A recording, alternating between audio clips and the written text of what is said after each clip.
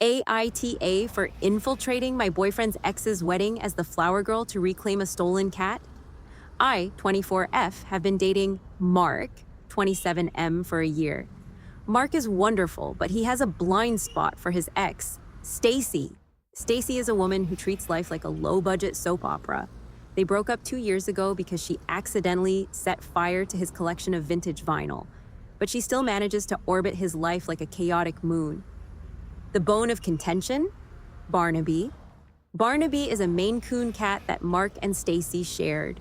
When they broke up, Stacy pulled a literal heist and moved to a new apartment, taking Barnaby with her. Mark was devastated, but Stacy told him that if he ever tried to see the cat, she'd report him for emotional harassment. Last month, Stacy announced she was getting married to a guy she met at a yoga retreat 3 weeks prior. She had the audacity to send Mark an invite, not as a guest, but as an emeritus partner, whatever that means, and asked him to pay for the bar.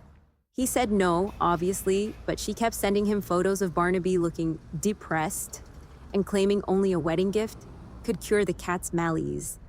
I realized that during the wedding, Stacy's apartment would be empty, but then I found out she was boarding Barnaby at the wedding venue, a boutique hotel, so he could be in the photos. I knew I couldn't just walk in.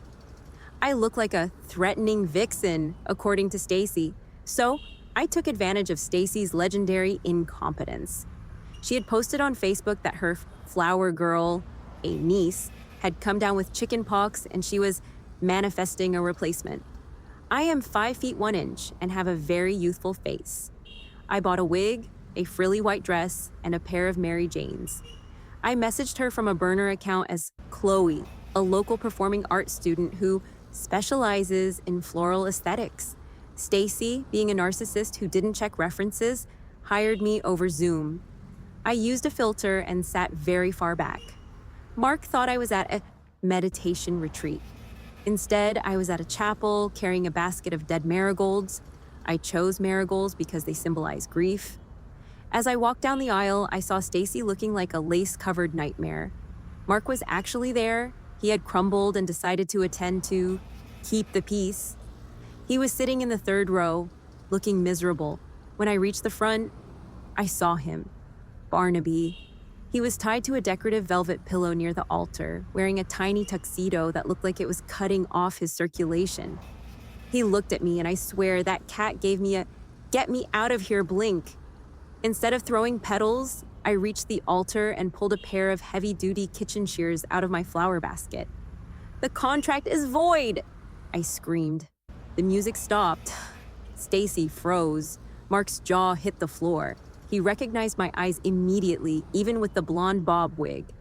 I snipped Barnaby's leash in one clean go. Stacy shrieked, "Who are you?"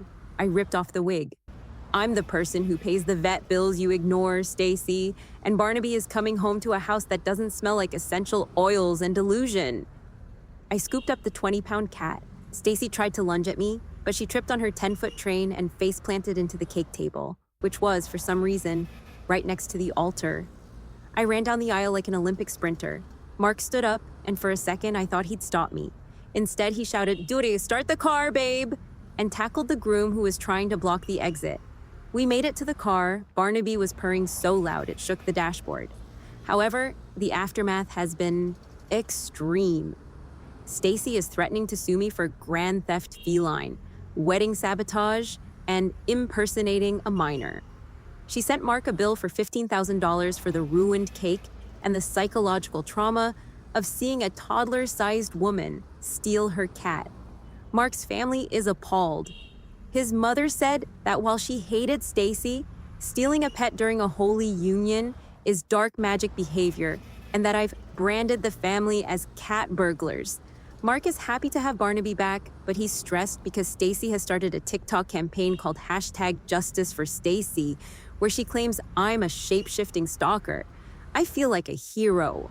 I rescued a hostage from a tuxedo-wearing prison, but Mark's phone won't stop ringing, and my flower girl dress is covered in red velvet frosting and cat hair. ATA for using a wig and a floral disguise to repo a cat during my boyfriend's ex's wedding. For more such AITA crazy family drama stories, like the video, and subscribe to watch more of such content.